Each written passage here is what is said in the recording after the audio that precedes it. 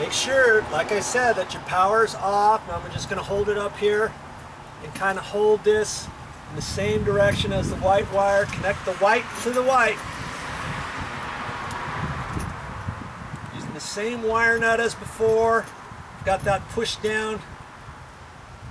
I'm going to tighten that up as tight as I can get it. Till your fingers numb. Pull on that a little bit, make sure it's on, and look at that. It pulled right out, and that's why you've got to check these. You see there? Just the way it's spun on there. It pulled out. I'm going to try it again. Maybe hold it a different way. If this was stripped further, if I had some wire strippers, I could strip this back further and kind of wrap it around there. But I'm gonna just kind of spin it on just a hair to help it grab.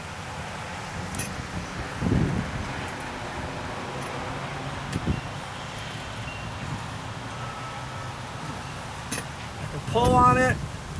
That one feels tight, okay? That's how you do that. Now the black wire.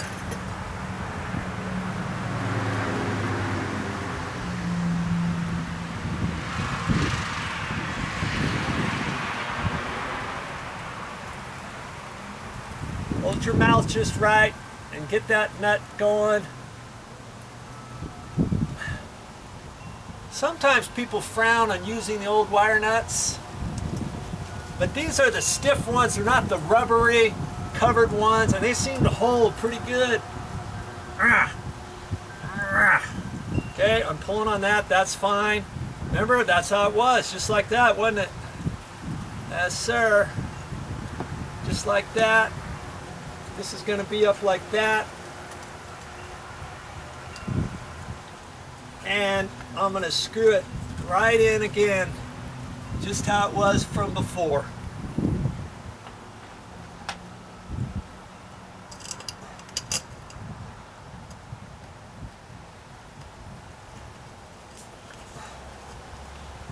Just how it was before, because there's no box up here.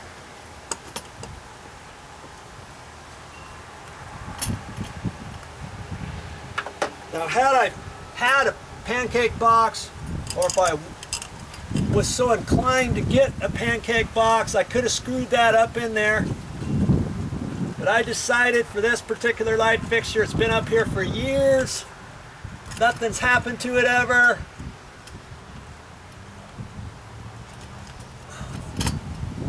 So I'm going to put it back the way I found it.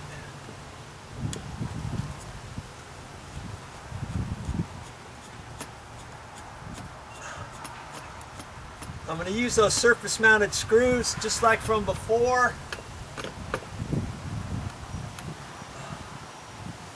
And that looks all nice and straight.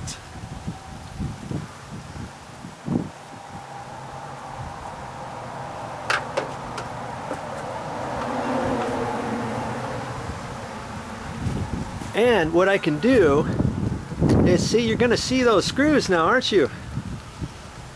See that one there? It misses the trim even, because the whole thing was wider than that, and that's why they decided to do that. They didn't feel that they had enough room to get the box in there and all that stuff, and so that's why they did that. They should have done it a different way. They should have got a different light fixture, or put a box up there, or made that middle divide piece of trim a little bit wider. But hey, I can't tell them what to do.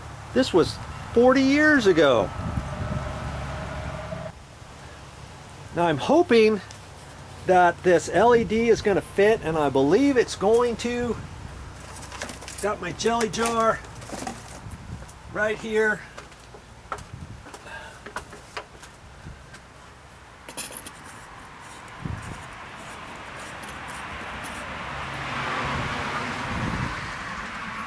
Oh no! It's too big. It's not going to fit. It's not going to fit inside there. I thought I was going to be able to use it. So now I'm going to have to rustle up a light bulb for that. And there's a tip for you.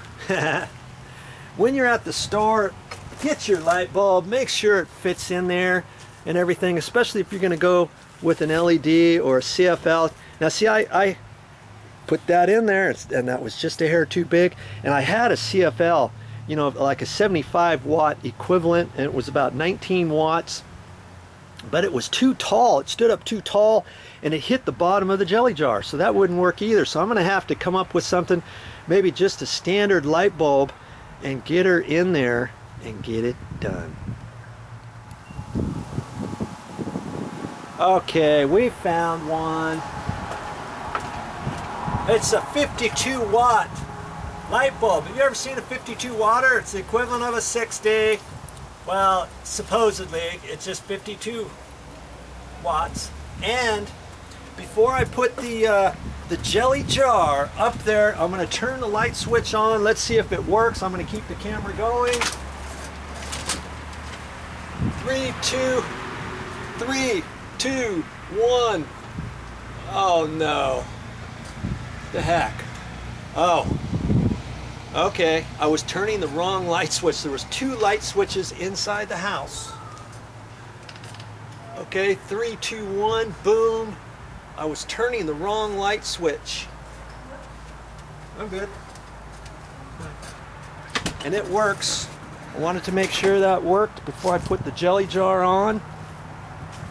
And I even found a black Sharpie felt tip pin. And I'm looking at these set screws. I want to make sure they're backed out. So my jelly jar is going to fit. I can put that over the screws.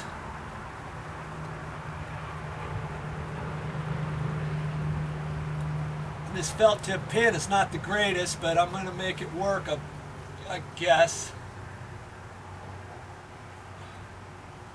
Now see, a tip for you, if you have to do this with a screw, I would normally do it first before I put the screw up there. That way I can do the edge of it and not get it all over.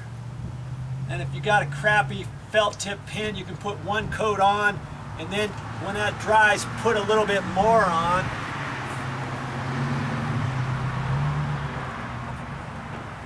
A little bit more on.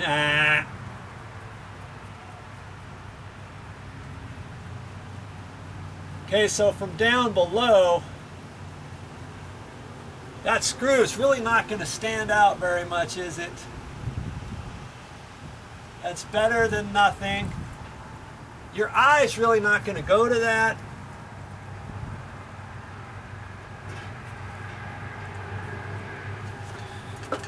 Okay, I'll get you. Let's zoom out. See there, you can't. Can you see that? Can you see that screw at all? That's what I'm talking about. Oh, the sun is right there, isn't it? See? Look. Tell me if you can see those screws. Not at all. That's what you want, just like that. Time to put the jelly jar on. And there's a little nib on the back side. There's only 2 screws here because you can't reach around for the back. So the back's got to fit up underneath that nib first, I see. Then I can tighten these down. And what I normally do is I'll tighten this side, and I want to try to tighten both these the same. So I'm going to go 3 screws this way. 1, 2, 3. I'm going to do the same here. 1, 2, 3. Now I'm going to do another one. 1. I'm going to do this side. 1. Okay. Now I'm going to do a little bit more there. See where that's going to set. And then start tightening it up a little bit more, because you're going to have to do something like that. If you got 3 set screws around here or 4 set screws, that's always a good way. 1, 2, 1, 2, 1, 2, 1, 2, and then do 1, 1, 1. That way you get it all the way around, because you don't want to tighten one side up thinking the other side oh, okay, I got this one screwed in 3/4 of the way. That means I'm gonna have to screw this one in 3/4 of the way. And you start doing this one and it's halfway and you keep tightening it, thinking, man, I have to get that 3/4 of the way to get it tight. And then all of a sudden you crack it because this should have been out a half of the way and a half of the way instead of 3/4. Do you see what I'm saying? It's just easier to do that. I'm just checking on that and seeing it's moving because it's on that little nib. Okay, but that's just how it's going to live. Just like that. And there you go. Now I'm going to turn the light switch on one more time. There you go. That light fixture costs like $10. Kaboom. So you don't have, I mean, you could spend 50 bucks here if you wanted on a different light fixture. And because this light, see, this one's facing down, the other one faced up. So when you're out at the front of the house, let's say, see where the overhang is? You've got that the trim there, the fascia trim. When you're standing out here further, then the light from before kind of went up. Now it's facing down. It looks nice. You know, this is just a little house. It's nothing fancy, so you don't have to put a fancy light fixture here or anything. Something simple would do the trick. And that's what we did. 10 bucks well spent. That's all I got for this time, but I'll be back with more videos.